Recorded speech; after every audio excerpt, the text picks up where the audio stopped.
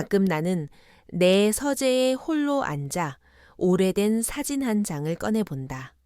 사진 속에는 앳된 얼굴의 한 소년이 활짝 웃고 있다. 그의 손에는 낡고 작은 장난감 자동차가 들려 있다. 나는 그 사진을 물끄러미 바라보며 잊고 지냈던 내 마음속의 목소리를 듣는다. 만약 그때 그 아이가 내 앞에 나타나지 않았더라면 나는 영원히 냉정하고 차가운 괴물로 살았겠지. 나는 그 아이 덕분에 다시 인간이 될 수 있었어. 고마워, 민호야. 나의 이름은 최민석이다. 올해로 쉰 이 도시에서 꽤나 유명한 변호사다. 내 사무실은 번화가의 고층 빌딩에 자리 잡고 있고 내 옷은 늘 최고급 맞춤 정장으로 채워져 있다. 나는 사람들에게 성공한 변호사로 불린다. 하지만 나의 삶은 화려한 겉모습과는 달리 텅 비어 있었다. 이혼한 지 10년 나는 줄곧 혼자였다. 나에게는 아이가 없었다. 우리는 아이를 간절히 원했지만 가질 수 없었다. 그 사실은 나를 더 외롭게 만들었다. 나는 매일 밤 텅 빈 집에서 혼자 잠들었다. 나의 삶은 성공이라는 허울 속에 갇혀 점점 더 차갑게 식어가고 있었다. 나는 한때 이상적인 변호사였다. 약자의 편에 서서 정의를 위해 싸우는 변호사. 하지만 현실은 냉정했다. 나는 성공을 쫓았고 돈을 쫓았다. 승소율이 나의 명함이었고 냉정함이 나의 무기였다. 나는 감정을 잃어버렸다. 인간적인 동정심도 따뜻한 마음도 모두 잊어버린 채 나는 철저히 계산적인 변호사가 되었다. 그러던 어느 날 한 사건이 나에게 배정되었다. 그 사건은 도시 전체를 떠들썩하게 만들었다. 11살 소년이 차를 몰아 치명적인 교통사고를 냈다는 사건이었다. 뉴스는 온종일 그 사건을 다루었다. 11살 소년이 운전대를 잡았다니.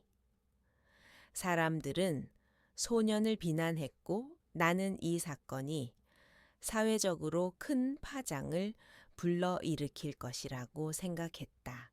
나는 이 사건을 맡기 전 소년의 정보를 받았다. 김민호, 11살, 아버지는 일찍 세상을 떠났고 어머니는 중병으로 투병 중이라고 했다. 나는 소년의 불행한 가정세에 동정심을 느끼지 않았다. 나는 그저 이 사건을 어떻게 하면 승소로 이끌 수 있을지에 대한 계산만 하고 있었다. 다음 날 나는 소년이 있는 소년원으로 향했다. 나는 유리창 너머로 소년을 보았다. 마른 몸에 낡은 옷을 입은 소년은 고개를 푹 숙이고 있었다. 나는 그의 얼굴을 볼 수 없었다. 나는 그의 눈빛을 볼 수 없었다. 나는 그가 어떤 감정을 느끼고 있을지 알 수 없었다. 그는 마치 세상에 홀로 남겨진 작은 섬처럼 보였다. 나는 소년을 접견실로 불렀다. 소년은 내 앞에 앉아 여전히 고개를 숙이고 있었다. 또 나는 그에게 물었다. 이름이 김민호라고 했지. 사고에 대해 이야기해 줄 수 있겠니? 소년은 아무 말도 하지 않았다. 그는 그저 고개를 숙인 채 나의 질문을 외면했다. 나는 그의 무표정한 태도에 약간의 짜증을 느꼈다. 나는 그를 자극하기 위해 조금 더 날카롭게 말했다. 네오는 지금 살인죄로 재판을 받게 될지도 몰라. 네가 왜 운전대를 잡았는지, 왜 사고를 냈는지 이야기하지 않으면 나는 너를 변호해 줄 수 없어. 나의 말에 소녀는 움찔했다. 하지만 그는 여전히 아무 말도 하지 않았다. 그의 침묵은 나를 더욱 짜증나게 만들었다. 나는 그를 이해할 수 없었다. 왜 그는 아무 말도 하지 않는 걸까? 왜 그는 자신의 상황에 대해 아무런 감정도 드러내지 않는 걸까?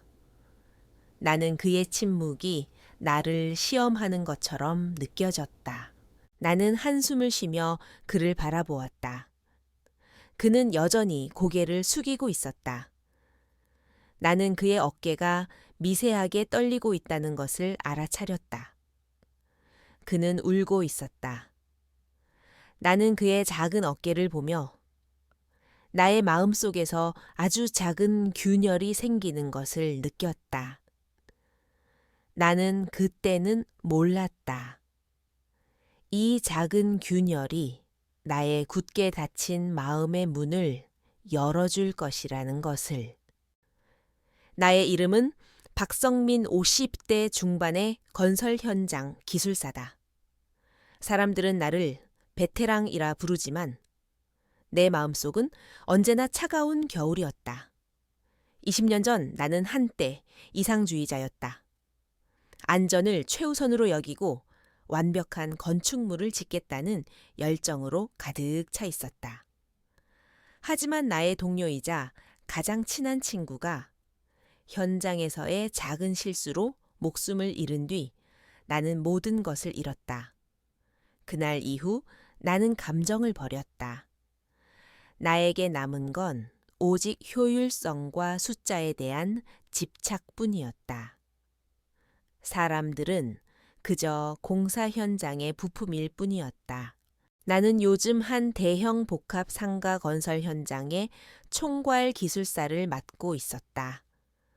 수십 년 경력의 전문가들이 모였지만 나는 그 누구에게도 마음을 열지 않았다. 나에게 중요한 건 오직 기한 내에 예산 안에서 완벽한 건물을 짓는 것뿐이었다. 현장의 모든 인부는 내게 그저 도구였다. 그러던 어느 날 현장에 젊은 청년이 나타났다. 이지훈 20대의 후반쯤으로 보이는 그는 다른 인부들과는 확연히 달랐다. 그의 손은 거칠었지만 눈빛은 흔들림 없이 맑았다. 그는 현장의 막내였다.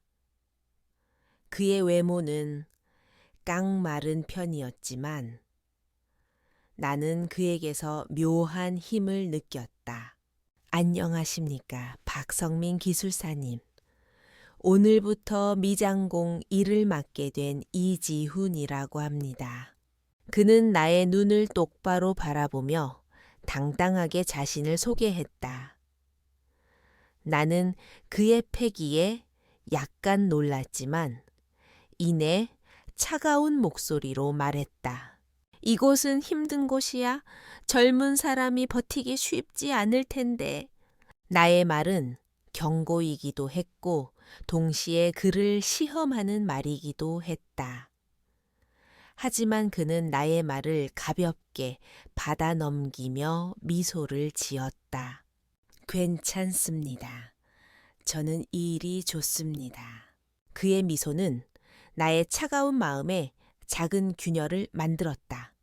나는 그에게서 잃어버렸던 나의 젊은 시절을 보았다.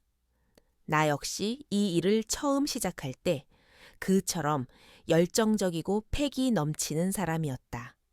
하지만 나는 그에게 마음을 열지 않았다. 나는 그가 곧 이곳을 떠날 것이라고 생각했다. 하지만 그는 나의 예상과 달랐다. 그는 누구보다 성실했고 누구보다 뛰어났다. 그의 손길이 닿은 벽은 마치 하나의 예술 작품처럼 매끄럽고 완벽했다. 나는 그의 실력에 놀랐다. 그는 묵묵히 자신의 일을 해냈다. 다른 인부들이 담배를 피우며 잡담을 나눌 때 그는 혼자서 묵묵히 벽돌을 쌓고 미장을 했다.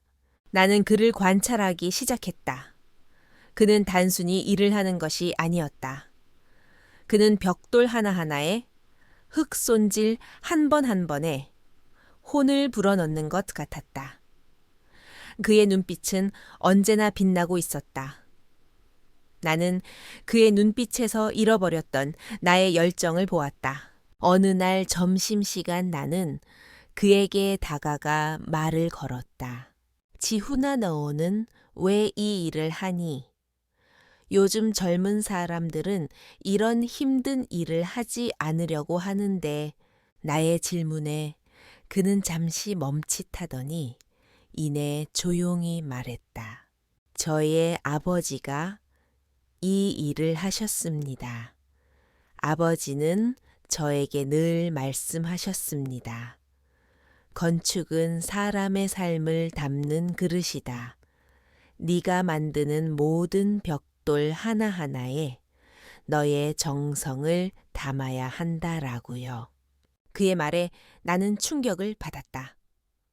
그는 그의 아버지의 뒤를 이어 이 일을 하고 있었던 것이다.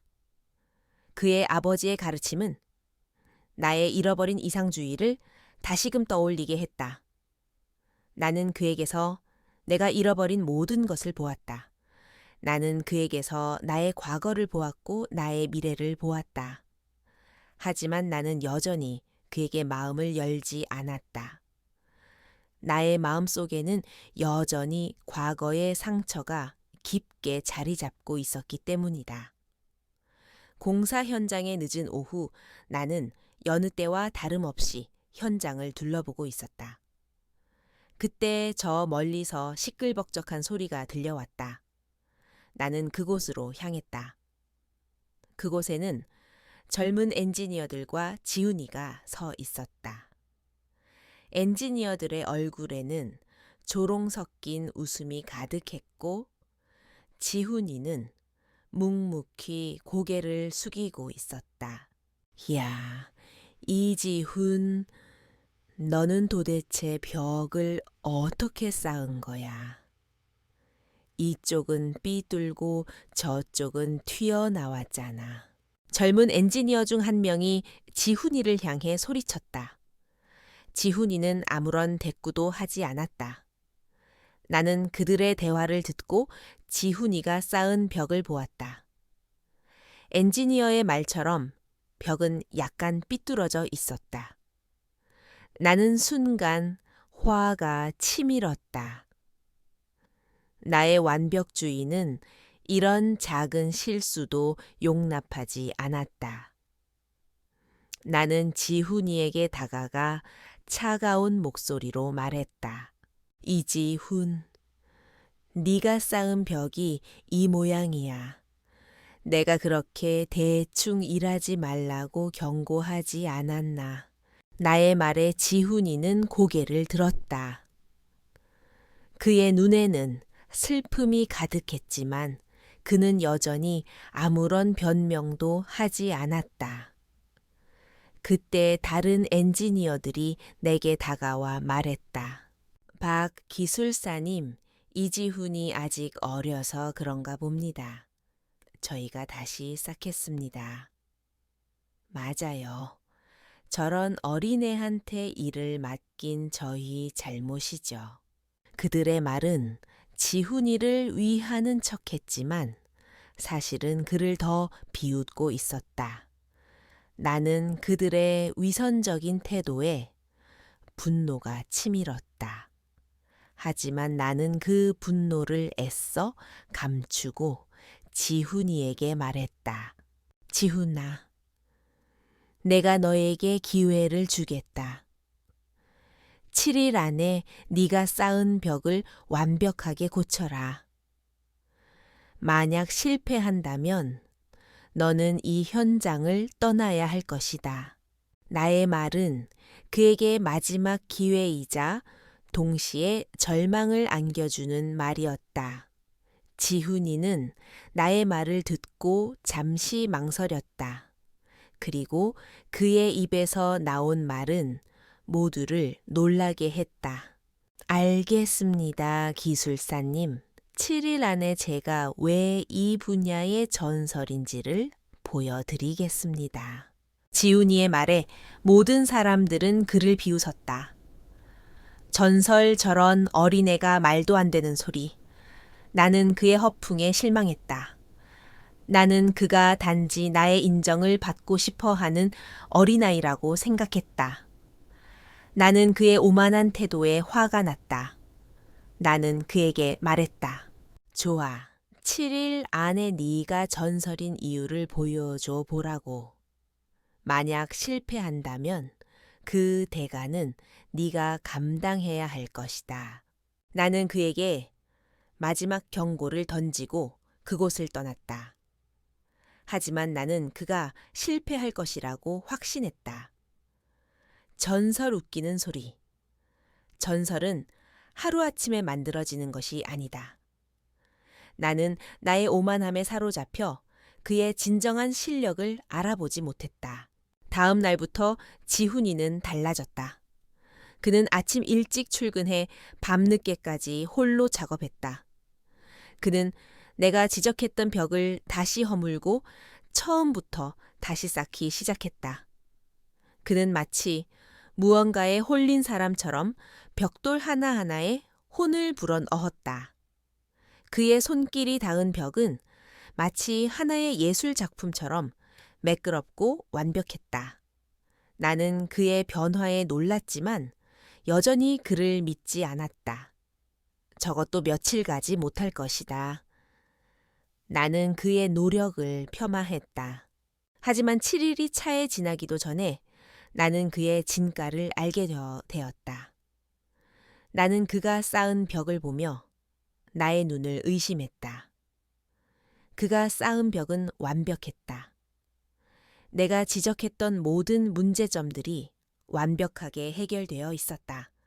나는 그의 실력에 감탄했지만 동시에 나의 오만함에 부끄러움을 느꼈다. 나는 그에게 다가가 그의 어깨를 두드려 주었다. 그는 나의 손길에 깜짝 놀라며 나를 바라보았다. 그의 눈에는 이제 슬픔이 아닌 희망이 가득했다. 나는 그때는 몰랐다. 그가 나에게 보여준 것이 단순한 실력이 아니라 그의 진심이었다는 것을. 지훈이가 7일도 채 되지 않아 완벽하게 쌓아 올린 벽을 보며 나는 나의 오만함에 부끄러움을 금할 수 없었다. 나는 그를 찾아가 나의 잘못을 인정하고 싶었지만 자존심이 허락하지 않았다. 나는 그저 멀리서 그의 작업을 지켜볼 뿐이었다. 그는 여전히 묵묵히 자신의 일을 해냈다. 그의 손길이 닿은 벽은 마치 그의 영혼이 깃든 것처럼 아름다웠다. 그날 오후 나는 한 인부에게서 뜻밖의 소식을 들었다. 그 인부는 오래전부터 이 건설 업계에서 일해온 사람이었다. 그는 나의 옆으로 다가와 조용히 말했다. 박 기술사님, 이지훈이. 혹시 이지훈이라는 이름을 들어보신 적이 있습니까? 나는 그의 말에 의아함을 느꼈다. 지훈이의 이름이 왜 이 건설업계에서 유명한 이름인지 알 수 없었기 때문이다. 나는 그에게 지훈이가 누구냐고 물었다. 그는 내게 말했다. 이지훈의 아버지는 이 건설업계에서 벽의 전설로 불렸던 이정수라는 사람이었습니다. 그는 벽돌 하나하나에 혼을 불어넣어 완벽한 벽을 쌓아 올렸습니다. 그의 기술은 누구도 따라올 수 없는 경지였습니다. 나는 그의 말에 충격을 받았다. 나는 이정수라는 이름을 알고 있었다. 그는 20년 전 내가 현장에서 함께 일했던 동료이자 나의 실수로 인해 목숨을 잃은 나의 가장 친한 친구였다. 그의 아들이 지훈이라니. 나는 나의 눈을 의심했다. 나는 그 인부에게 물었다. 그럼 그가 왜 이곳에서 미장공으로 일하고 있는 겁니까? 인부는 한숨을 쉬며 말했다. 그의 아버지가 돌아가신 후 그는 모든 것을 잃었습니다. 그는 아버지의 기술을 물려받았지만 아버지의 죽음 이후 건설업계에서 일하지 않았습니다.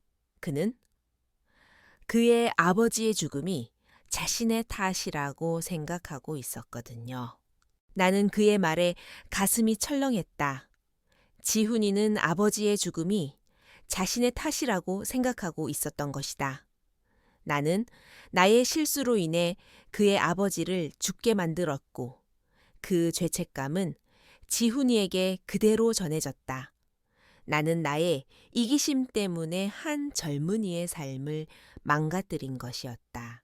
나는 그날 이후 지훈이를 피할 수 없었다. 나는 그에게 다가가 나의 죄를 고백하고 싶었지만 용기가 나지 않았다. 나는 그에게 나의 죄를 고백하면 그가 나를 용서하지 않을 것이라고 생각했다. 나는 나의 죄책감에 시달렸다. 나는 나의 과거를 회상했다. 20년 전 나는 이정수와 함께 현장에서 일했다. 우리는 둘도 없는 친구였다. 하지만 나는 나의 실수로 인해 그를 잃었다. 나는 그날의 죄책감에서 벗어나지 못했다. 나는 그 죄책감을 잊기 위해 일에만 매달렸다. 나는 감정을 잃어버리고 오직 효율성과 숫자에만 집착하는 괴물이 되었다. 하지만 지훈이는 달랐다. 그는 아버지의 기술을 물려받았지만 아버지의 죽음 이후 건설업계에서 멀어져 있었다. 그는 아버지의 죽음이 자신의 탓이라고 생각하고 있었던 것이다. 나는 나의 죄책감을 외면했지만 지훈이는 그의 죄책감을 외면하지 않았다. 그는 아버지의 죽음을 잊지 않기 위해 아버지의 기술을 버리지 않았다. 그는 아버지의 기술을 이어받아 아버지의 꿈을 이루려고 노력하고 있었던 것이다. 나는 지훈이에게 다가가 나의 죄를 고백하기로 결심했다. 나는 그에게 솔직하게 모든 것을 이야기하고 용서를 구하기로 결심했다. 나는 그를 통해 나의 죄책감을 씻어내고 나의 잃어버린 감정을 되찾고 싶었다. 나는 그에게서 나의 과거를 보았고 나의 미래를 보았다. 나는 그를 통해 나의 삶이 다시 시작될 수 있다는 희망을 보았다. 나는 지훈이를 찾아갔다. 그는 여전히 묵묵히 벽돌을 쌓고 있었다. 나는 그의 뒤에 서서 한참을 바라보았다. 그의 손길은 아버지의 그것과 똑같았다. 정교하고 섬세하고 완벽했다. 나는 그의 손길을 보며 나의 가슴 속에서 죄책감과 동시에 존경심이 솟구치는 것을 느꼈다. 나는 그에게 다가가 조심스럽게 말을 걸었다. 지훈아, 너의 아버지 이정수 씨는 정말 훌륭한 분이셨어. 나의 말에 지훈이는 하던 일을 멈추고 나를 돌아보았다. 그의 눈에는 놀라움과 함께 알 수 없는 슬픔이 드리워져 있었다. 그는 나의 눈을 바라보았다. 그의 눈빛은 내게 말했다. 아저씨는 나의 아버지를 알고 계셨군요. 나는 그의 눈빛을 보고 나의 모든 죄를 고백해야 한다라고 생각했다. 나는 그에게 20년 전의 그날 밤에 대해 이야기했다. 내가 어떻게 나의 실수로 인해 그의 아버지를 잃었는지, 그리고 어떻게 그 죄책감을 잊기 위해 나의 감정을 잃어버렸는지. 나는 그에게 나의 모든 것을 솔직하게 이야기했다. 나의 비겁함, 나의 후회, 나의 모든 죄를. 지훈아, 나는 너의 아버지를 죽게 한 죄인이다. 나는 너에게 나의 죄를 고백하고 싶었지만 용기가 나지 않았다. 나는 너에게 나의 죄를 고백하면 네가 나를 용서하지 않을 것이라고 생각했다. 하지만 나는 더 이상 나의 죄를 숨길 수 없다. 나는 너에게 진심으로 용서를 구하고 싶다. 나의 말에 지훈이는 아무런 대답도 하지 않았다. 그는 그저 묵묵히 나의 말을 들었다. 나는 그의 반응에 두려움을 느꼈다. 그가 나를 증오할 것이라고 생각했다. 그가 내게 분노할 것이라고 생각했다. 하지만 그의 반응은 나의 예상과 달랐다. 그는 조용히 나의 손을 잡았다. 그의 손은 따뜻했다. 기술사님, 괜찮습니다. 아버지의 죽음은 아저씨의 잘못이 아닙니다. 저는 저의 탓이라고 생각했습니다. 제가 그때 아버지를 말렸어야 했는데, 제가 그때 아버지를 막았어야 했는데, 그의 말에 나는 눈물을 흘렸다. 나는 그의 어깨를 감싸 안았다. 그는 나에게 말했다. 아버지는 저에게 늘 말씀하셨습니다. 사람은 누구나 실수를 할 수 있다. 중요한 것은 그 실수를 인정하고 다시는 같은 실수를 반복하지 않는 것이다. 라고요. 나는 그의 말에 나의 죄책감을 조금이나마 씻어내는 듯 했다. 나는 그에게 말했다. 지훈아, 너의 아버지는 정말 훌륭한 분이셨어. 너의 아버지는 너를 정말 사랑하셨어. 나는 그날 지훈이에게서 나의 죄를 용서받았다. 그리고 나는 그를 통해 나의 잃어버린 감정을 되찾았다. 나는 그에게 말했다. 지훈아, 나는 이제 너의 아버지가 되고 싶다. 너의 아버지의 못다 한 꿈을 나와 함께 이루어주지 않겠니? 나의 말에 지훈이는 눈물을 흘렸다. 그는 나의 품에 안겨 조용히 흐느꼈다. 나는 그의 머리를 쓰다듬으며 그에게 말했다. 지훈아, 너는 더 이상 혼자가 아니야. 이제 너에게는 내가 있어. 그날 이후 우리는 서로에게 가족이 되었다. 나는 지훈이에게 아버지의 역할을 해주었고 지훈이는 내게 아들의 역할을 해주었다. 우리는 함께 밥을 먹고 함께 이야기를 나누고 함께 일을 했다. 나는 그를 통해 나의 잃어버린 삶을 되찾는 듯 했다. 나는 그를 통해 나의 삶이 다시 시작될 수 있다는 희망을 보았다. 지훈이와 나는 서로에게 가족이 되었다. 나는 더 이상 차가운 괴물이 아니었다. 나는 그를 통해 나의 잃어버린 감정을 되찾았고 나의 삶의 의미를 되찾았다. 우리는 함께 일하며 서로에게 서로의 삶을 나누었다.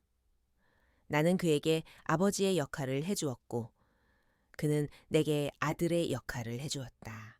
우리는 서로에게 서로의 삶이 되었다. 그러던 어느 날 현장에 큰 문제가 발생했다.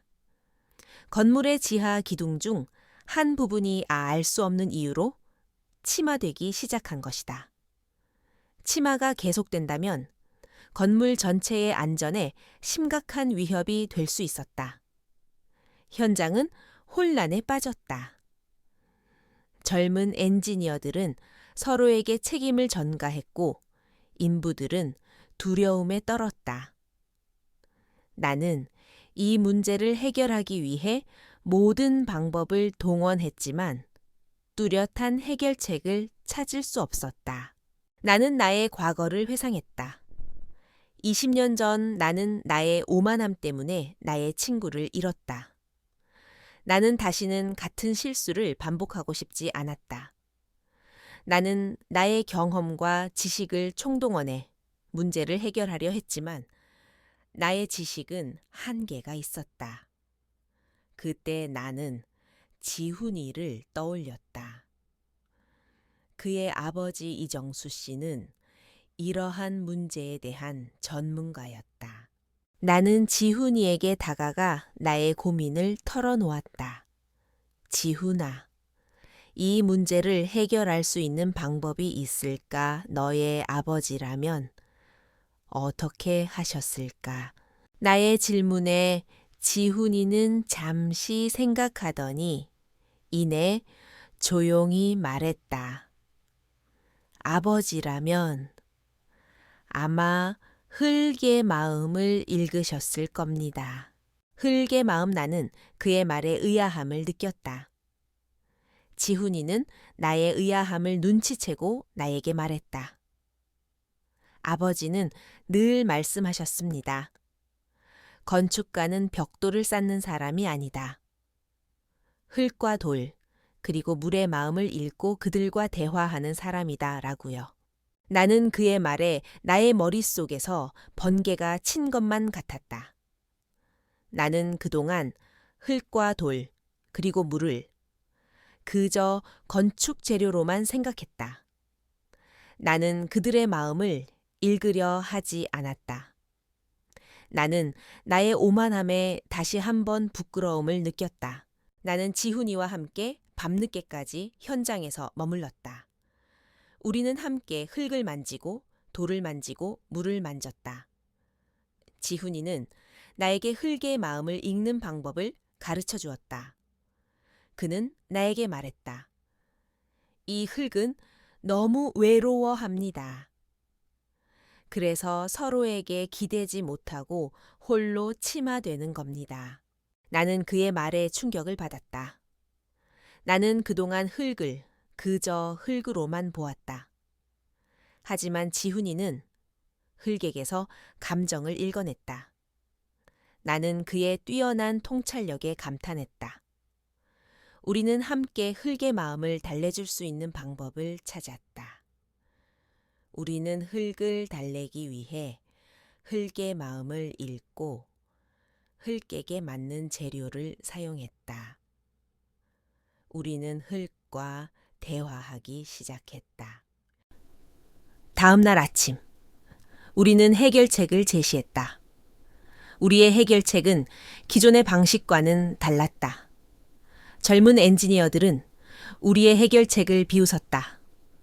흙의 마음이라니 말도 안 되는 소리. 그들은 우리의 해결책을 비과학적이라고 비판했다. 나는 그들의 반대에 굴하지 않았다. 나는 나의 믿음을 굳건히 지켰다. 나는 지훈이를 믿었고 그의 아버지를 믿었다. 우리는 함께 밤낮 없이 작업했다. 나는 지훈이의 옆에서 그를 도왔다. 나는 그에게서 아버지의 모습을 보았고 그는 내게서 아버지의 모습을 보았다. 우리는 서로에게 서로의 삶이 되었다. 우리의 노력은 결실을 맺었다. 침하되던 기둥은 다시 제자리를 찾았고 건물은 안전하게 완공되었다. 나는 그날 지훈이에게 말했다. 지훈아, 네가 정말 이 건설업계의 전설이다. 네가 너의 아버지의 꿈을 이루어 주었구나. 나의 말에 지훈이는 미소를 지었다. 그의 미소는 나의 마음을 따뜻하게 해주었다. 나는 그를 통해 나의 삶이 다시 시작될 수 있다는 희망을 보았다. 공사 현장이 마무리되고 건물은 완공되었다. 젊은 엔지니어들은 우리에게 사과했고 인부들은 우리를 존경의 눈빛으로 바라보았다. 나는 더 이상 차가운 괴물이 아니었다. 나는 그들을 존경하고 그들의 노고에 감사하는 사람이 되었다. 나의 삶은 지훈이를 통해 완전히 바뀌었다. 나는 그를 통해 나의 잃어버린 감정을 되찾았고 나의 삶의 의미를 되찾았다. 지훈이와 나는 함께 새로운 삶을 시작했다. 나는 건설 현장에서 은퇴하고 지훈이와 함께 작은 건축사 사무소를 차렸다. 우리는 함께 건물을 짓고 함께 꿈을 꾸었다. 우리는 서로에게 서로의 삶이 되었다. 나는 그에게 아버지의 역할을 해주었고 그는 나에게 아들의 역할을 해주었다. 우리는 서로에게 서로의 삶이 되었다. 나는 지훈이에게 물었다.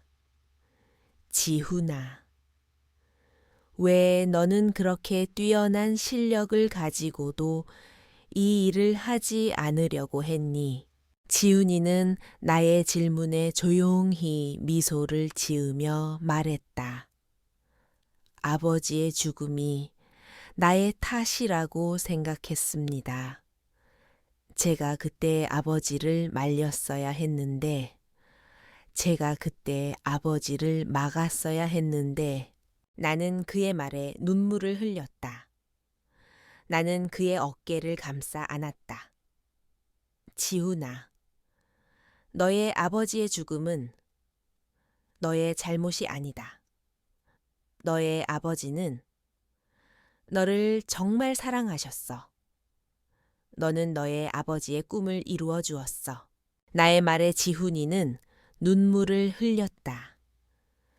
그는 나의 품에 안겨 조용히 흐느꼈다. 나는 그의 머리를 쓰다듬으며 그에게 말했다. 지훈아, 너는 더 이상 혼자가 아니야. 이제 너에게는 내가 있어. 나는 지훈이와 함께하는 삶 속에서 행복을 찾았다.